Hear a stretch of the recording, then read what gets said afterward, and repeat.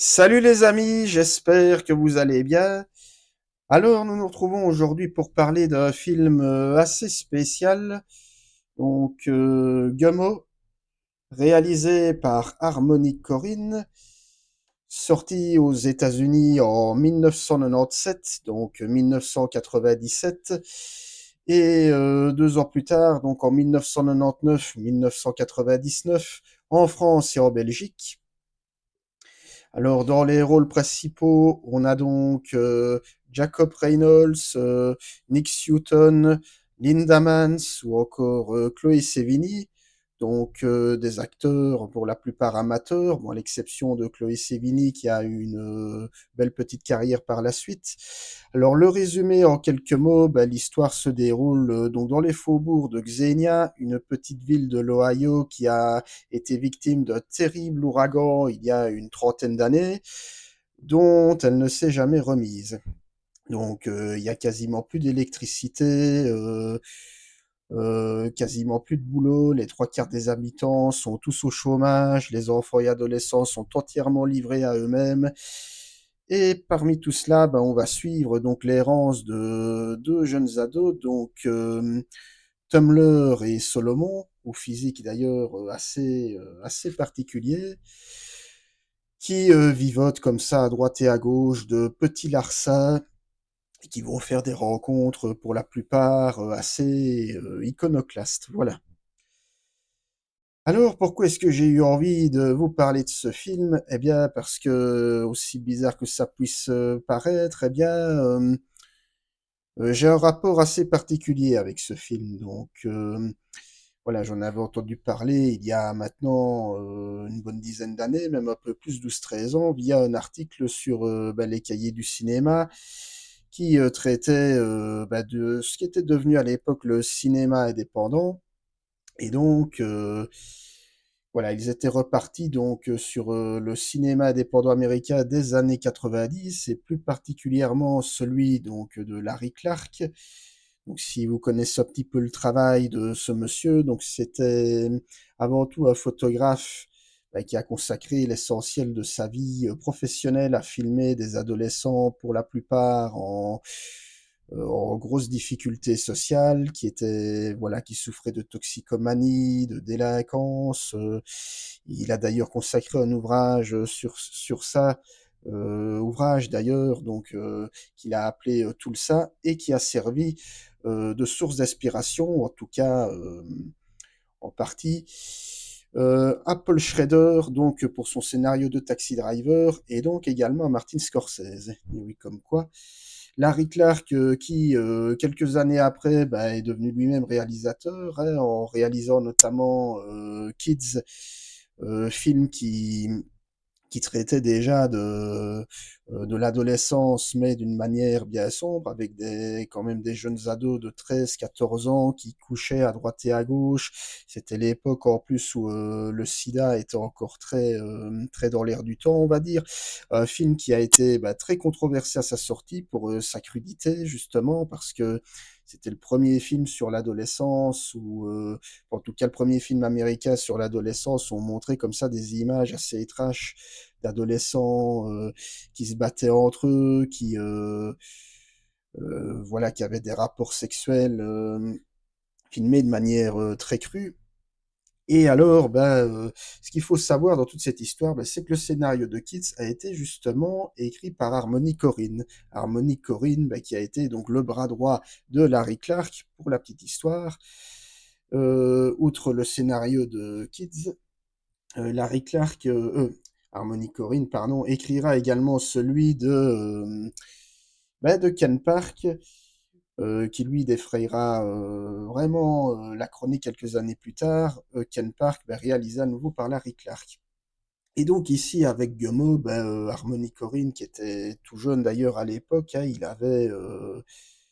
est né en 73, 22-23 ans, pas plus. Il a décidé de se faire la malle par lui-même avec ce Gummo. Voilà. Et alors pour la petite histoire, je ne l'ai pas encore dit, mais Harmony Korine, qui depuis s'est fait une bonne petite carrière de réalisateur, hein, on peut le dire, a également fait ceci, Spring Breakers, Spring Breakers si vous préférez, qui est à ce jour son film le plus connu, on va le dire comme ça, et bah, qui à l'époque avait fait parler de lui de par son casting, hein, le fait qu'il ait pris pas mal de nanas de chez Disney pour justement casser un petit peu leur image. Film qui a fortement divisé, voilà, et pas qu'un peu. Certains ont crié au chef-d'œuvre, d'autres au navet. Moi personnellement, j'aime beaucoup le film, enfin j'aime beaucoup le travail de ce réalisateur de manière générale. Donc voilà, donc petit récapitulatif sur la carrière d'Harmony Korine. Et donc, bah, pourquoi est-ce que j'ai voulu vous reparler donc de Gommo? Eh bien parce que c'est un film dont les photos que j'avais pu en voir dans les cahiers du cinéma et également dans les fiches du cinéma m'avaient quelque peu intrigué. On voyait ce que je disais tout à l'heure en résumant, hein, les visages comme ça assez particuliers, des personnages donc de Salomon et Tumblr, des visages comme ça assez marquants, donc avec des gros fronts, des nez comme ça un petit peu allongés. Et mais quand j'avais lu aussi un petit peu le résumé, ça m'avait intrigué parce que savoir que le cinéma indépendant m'a toujours intéressé de par son sujet, de par le fait qu'il s'intéressait à une autre Amérique, qu'on ne voit jamais dans les blockbusters d'ailleurs, hein, donc l'Amérique du cinéma indépendant qui est l'envers du décor, on peut même dire l'enfer du décor, hein, l'Amérique des marginaux, des exclus, des laissés pour compte, des handicapés mentaux, enfin, vraiment enfin, l'enfer du décor, que je vais dire littéralement. Et alors ici, bah, c'est ce que vraiment cherche à montrer Harmony Korine à travers son film. Donc, c'est littéralement, on peut le dire comme ça, il n'y a pas d'autre mot, mais un véritable crachat dans la gueule donc, que Corinne donne à voir avec cette peinture comme ça de l'Amérique profonde, ben, assez peu ragoûtante, hein. D'ailleurs, le film bah, n'a quasiment aucun scénario, donc c'est-à-dire qu'il est construit de l'aveu du réalisateur lui-même comme un film à sketch. Donc on va suivre comme ça ben, les errances donc, de ces deux adolescents, Salomon et Tumblr, et on va les voir rencontrer comme ça différentes personnes qui ont tout un comportement, on va dire, un peu particulier. Et par exemple, voilà, ici, ce jeune homme, vous le voyez, hein, qui porte un bonnet rose à oreilles de lapin, voilà, et qui passe les trois quarts de son temps à uriner sur les voitures qui passent et à cracher dessus. Et on va les voir également rencontrer d'autres types de personnages, hein, dont des nains noirs par exemple, ou des filles albinos. Et alors vous allez me dire, bah, pourquoi tout ça? Pourquoi montrer tout ça? Eh bien, parce que justement, l'objectif d'Harmony Korine, c'était vraiment de faire un film à l'opposé total du cinéma hollywoodien de l'époque, donc des années 90. Il le dit lui-même, il est passionné du cinéma donc de Jean-Luc Godard, et ben, j'ai envie de dire, ça se sent un peu. Parce que je le disais tout à l'heure, Gummo, c'est un film extrêmement radical. Je le répète, il n'y a pas de scénario. Il y a même plusieurs formes de mise en scène, hein. On peut même dire que par moments le film frôle un petit peu le documentaire, hein, comme l'ont fait remarquer certains. On n'est pas très loin parfois du magazine belge Striptease pour ceux qui ont un peu connu. Donc, même si après, par la suite, ben, on a appris que même si ce sont quasiment tous des comédiens amateurs, ben, ce sont bien, voilà, donc on va dire que ce sont voilà, même si ce ne sont pas des comédiens au sens propre, ce sont des gens qui jouent d'autres genres. Voilà, on va le dire comme ça. Je dirais d'un côté, c'est un peu rassurant. Mais voilà, donc son objectif, c'était clairement de faire un film à l'opposé des carcans du cinéma classique. Et donc, pour ce faire, bah, il a recours à toute une série de procédés narratifs plutôt intéressants. Déjà, bah, il utilise la voix off, notamment au début du film, où on a comme ça cette caméra volontairement tremblotante qui va s'attarder sur les dégâts laissés par la tempête, où on va voir par exemple une vache comme ça empalée sur le pic du toit d'une église. Puis après, on va entendre comme ça, en voix off, je crois que c'est bah, les propos de Salomon qui va expliquer que la première chose dont il se souvient de sa vie, c'est d'avoir vu la cervelle, d'une vache, voilà, c'est, tout en sachant que les 3 quarts de ces personnages n'ont jamais connu rien d'autre que la pauvreté.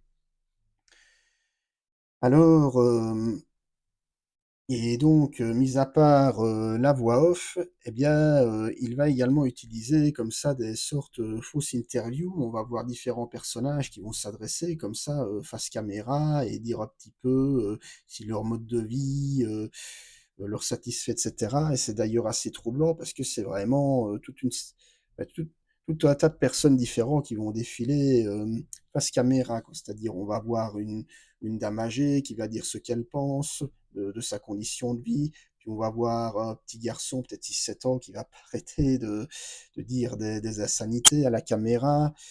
On va tomber sur une dame, un peu handicapée mentale qui passe sa vie à caresser, son chat, empaillé. Hem, à d'autres moments, on va nous montrer, des comme ça, des sœurs albinos, hein, dont, l'aînée est jouée par, Chloé Sevigny, qui à l'époque était, la petite amie d'ailleurs d'Harmony Korine, qui vont se livrer à des jeux quelque peu particuliers, donc notamment se coller des sparadraps, sur les seins et faire des regards aguicheurs à la caméra.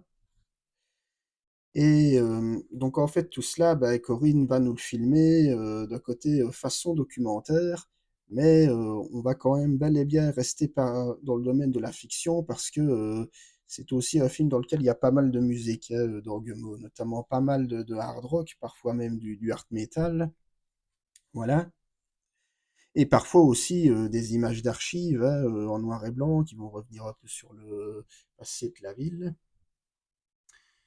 Et alors maintenant, bah, vous allez me dire pourquoi, montrer comme ça tant de misère, quel est le but? Eh ben, le but, bah, c'est ce que je disais tout à l'heure, hein, c'est qu'il veut vraiment, proposer un autre type de cinéma, montrer, cette Amérique, enfin, qu'on ne nous montrait pas encore à l'époque, puisque depuis le cinéma indépendant, a joué la carte du social.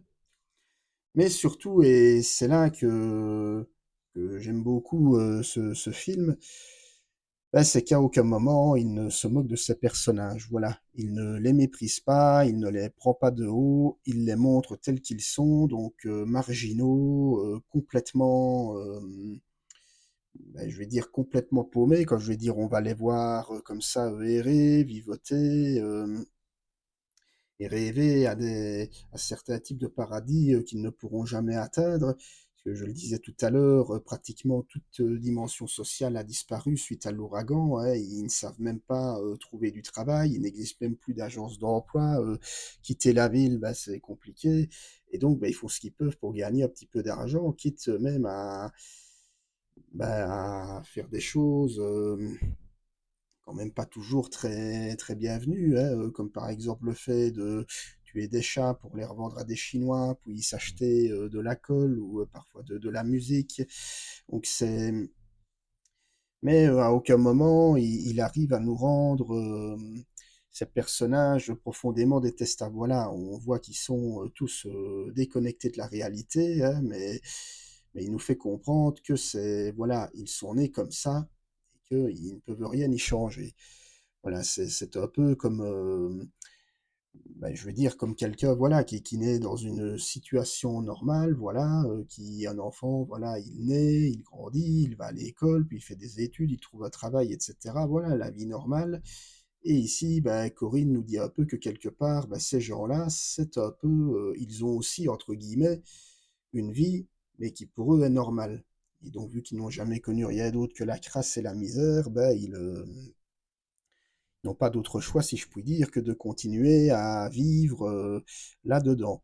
Même si, et c'est ce qui rend aussi le film beau par moments, eh bien, il y a une certaine poésie une certaine tendresse même, je ne l'ai pas dit, qui s'en dégage, notamment, à travers les échanges entre Salomon et sa mère, voilà, où sa mère lui demande ce qu'il a fait de sa journée, où, lui demande à sa mère comment elle vit. Et alors aussi ce moment qui est à la fois, décalé et poétique, hein, on va voir Salomon qui va, vouloir, redevenir un peu musclé comme il le dit lui-même. Alors on va le voir faire des haltères, si vous voulez, avec des couverts, donc il va prendre plusieurs couverts et commencer comme ça à faire des haltères sur le son de Like a Prayer de Madonna. C'est, heu, la chanson en elle-même étant assez touchante, ben je trouve que ça rend bien à l'écran. C'est, assez poétique et donc voilà, donc j'ai envie de dire que quelque part, c'est, malgré le fait que c'est pas un film facile à regarder, alors maintenant c'est pas voilà, dit comme ça pourrait passer comme, hyper glauque et salé, hein. C'est quand même, assez glauque à regarder, hein, faut bien le dire. Mais c'est pas non plus, j'ai envie de dire, c'est pas complètement irregardable. Voilà, par le fait que je disais tout à l'heure, Corinne opte pour une réalisation qui est quand même inventive, qui a l'audace, d'accumuler comme ça, plusieurs types de réalisations. Hein, on va passer tour à tour, du documentaire, puis, en noir et blanc, puis aussi parfois de drame social et même par moments de comédie un petit peu décalée, hein. Je veux dire, quand on va voir les enfants qui vont vouloir un petit peu jouer à la guerre et qui vont tirer avec leurs pistolets en plastique sur les personnes âgées parce qu'ils estiment qu'ils sont trop vieux par rapport à eux pour rester en vie. Donc voilà, un certain humour noir aussi par moments qui vient un peu égayer le film. Mais voilà, de toute manière, c'est clairement ça le thème principal de l'histoire, c'est l'errance, voilà. Et on pourrait même dire que l'errance, bah, c'est devenu le mode de vie de ces gars-là, quoi. Je veux dire, hein, ils ne feront jamais rien d'autre que errer à travers leur existence et mais une errance qu'ils tentent quand même de rendre intéressante, hein. D'ailleurs, et voilà, et c'est là aussi toute, la subtilité, je vais dire, du geste de Corinne, c'est que là, on aurait pu, s'ennuyer ferme pendant 1 heure et demie. Et ben, il arrive quand même à, garder notre attention éveillée, malgré le le caractère parfois très insolite, des différentes images, hein, dont celle que je viens de vous évoquer un petit peu à l'instant. Mais, voilà, en tout cas, le pari est plutôt réussi, hein, Harmonic Korine voulait vraiment faire un film qui se démarque totalement du cinéma américain classique de l'époque, il y a réussi sans problème. D'ailleurs, le film, à l'heure actuelle, fait toujours office d'ovni, hein, littéralement, même si depuis, bon, le film date quand même de 97, hein, donc depuis, il y a eu d'autres, films indépendants comme ça qui ont un peu gratté le vernis, on va dire, et proposé des choses, plus dures, plus iconoclastes. Mais là, pour le coup, c'est pas passé, inaperçu, voilà. Et j'ai envie de dire, ben, c'est un morceau de cinéma qui, je dirais pas qui fait du bien, mais qui en tout cas qui marque, voilà, qui fait que on s'en souvient, je vais dire même longtemps après l'avoir vu. Alors je vais pas dire que c'est forcément beau, hein, je le dis, il y a pas mal de séquences qui sont, quand même, voilà, limite, hein, je veux dire partagées entre, le crasseux et le poétique. Voilà, je ne vais pas toutes vous les dire et et voilà, je comprendrais parfaitement que vous n'ayez aucune envie de découvrir ce film, même si, il en vaut la peine. Mais comme je le disais tout à l'heure, bah, j'ai envie de dire, de toute façon, si vous avez vu Spring Breakers et que vous avez aimé Spring Breakers, je pense que vous pourrez aimer Gummo, même si, je vous le dis tout de suite, Spring Breakers, c'est quand même plus abordable que Gummo. Parce que là, on est quand même dans du cinéma très radical, voilà, très indépendant. Et vous verrez, hein, on se demande même s'il y a eu 1 dollar de dépensé ou quoi, tellement on sent vraiment les faibles moyens. Mais en tout cas, ça je ne l'ai pas encore dit, socialement, il en vaut la peine. Voilà, voilà, j'irai pas, jusqu'à dire que c'est les frères Dardenne en Amérique, hein, mais je veux dire, mais on a aussi, un côté social, hein, avec, à travers ces différents marginaux et leur mode de vie. Mais sauf qu'ici, à l'inverse des derniers films, des Dardenne, on ne sombre pas tout à fait dans le misérabilisme. Comme je le disais, même si on ne peut pas cautionner forcément tous leurs actes, hein, c'est quand même pas des bon, les 2 ados en question, donc Salomon et Tumblr ont pas forcément, un comportement toujours très très bon. Eh bien, néanmoins, on ne peut pas les juger. Voilà, on se dit qu'on a affaire comme ça à un autre type d'individu, à une autre forme d'Amérique qu'on découvre, hein, à laquelle on n'est pas habitué du tout et ça, c'est bien, c'est intéressant parce que ça permet de se rendre compte qu'on a affaire, à un autre monde, voilà, qu'il n'y a pas que le nôtre qui est comme ça, bien réglé, dans lequel, bah, oui, on vient au monde, on mange, on se fait des copains, on va à l'école, on trouve du travail, on se marie. Voilà, ici, c'est un autre monde avec de nouvelles règles, mais un autre monde qui, c'est ce qui avait fait grand bruit à l'époque, eh bien, qui existe, voilà. D'ailleurs, alors j'irai pas jusqu'à dire que Gummo, même si c'est devenu un film culte avec le temps, hein, il y a pas mal d'ailleurs de youtubeurs américains qui en ont, un peu parlé, mais c'est un film aussi qui a pu en inspirer d'autres, hein. Je veux dire, voilà, je pense par exemple au film de Sean Baker, qui a fait notamment Florida Project, qui se revendique d'ailleurs, hein, du cinéma d'Harmony Korine. Alors, l'histoire de cette autre Amérique, ben, on peut le voir également dans un autre film qui est Killer Joe, donc l'avant-dernier film de William Friedkin, où là aussi, hein, on retrouve vraiment cette Amérique marginale, les exclus, etc., qu'on retrouve également dans un autre film indépendant et culte lui aussi des années 90, mais qui a été fait un petit peu avant, non, un petit peu après, pardon, en 98, donc Freeway avec Reese Witherspoon et Kiefer Sutherland, mais qui là lorgne plus du côté du thriller. Freeway, dont je parlerai probablement un jour, à mon avis. Mais donc voilà, donc tout ce que j'avais à vous dire sur ce Gummo, donc d'Harmony Korine. Et voilà, donc si vous avez vu le film, bah, je vous invite à me dire en commentaire ce que vous en pensez. Si vous avez envie de le découvrir, faites-le moi savoir. Si vous ne voulez pas le voir, ce que je peux tout à fait comprendre, bah, n'hésitez pas à le dire non plus. En tout cas, ce qui est sûr, c'est que c'est un film qui ne laissera pas indifférent, voilà, loin de là.